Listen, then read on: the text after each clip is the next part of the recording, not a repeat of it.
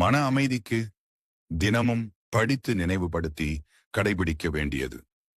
உன் லட்சியம் எதுவோ அதை நோக்கி பயணம் போ. ஒன்றை மட்டும் தெரிந்து கொள். ஒவ்வொரு மனிதனும் தனித்தனி ஜென்மங்கள், தனித்தனி பிறவிகள், தனித்தனி ஆன்மாக்கள். அவர்களுக்கென்று தனித்தனி ஆசாபாசங்கள் இருக்கும், குணங்களும் இருக்கும். அதன் வழியில்தான் அவர்களின் பயணமும் இருக்கும். அவர்களை ஒழுங்குபடுத்துகிறேன் என்று வேதனைகளை சுமந்து கொள்ளாதே. அவர்கள் போகும் வரை போகட்டும். போய் ஒரு அனுபவத்தை பெற்ற பின் திரும்பி வருவார்கள். அதுவரை நீ பொறுமையாக இருக்க வேண்டும். அவர்கள் போன பாதை நல்லதா கெட்டதா என்பதை இவர்களாக உணர்ந்தால்தான் அவர்களுக்கு ஒரு உண்மை தெரியும். அந்த உண்மையை நீ முன்கூட்டியே சொன்னால் உன்னை அவர்களுக்கு பிடிக்காது. இதுதான் வாழ்க்கையின் தத்துவ உண்மை. அவர்களது பூர்வ புண்ணியத்தின் அடிப்படையில்தான் அவர்களின் குணங்களும் செயல்களும் இருக்கும். அவர்களது பிறவி குணம் ஒருபோதும் மாறாது. எதை செய்ய வந்தார்களோ அதை செய்வதுதானே அவர்களின் விதி. இதை நீ மாற்றி அமைக்க முடியுமா?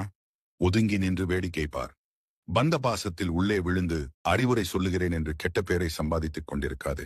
அவர்களுக்கு அனுபவம் தான் குரு. நாம் வந்து போகும் உலகத்தில் பிறந்திருக்கிறோம். அவரவர்களுக்கு என்ன வேஷம் கொடுக்கப்பட்டிருக்கிறதோ அதைத்தான் செய்து கொண்டிருக்கிறோம்.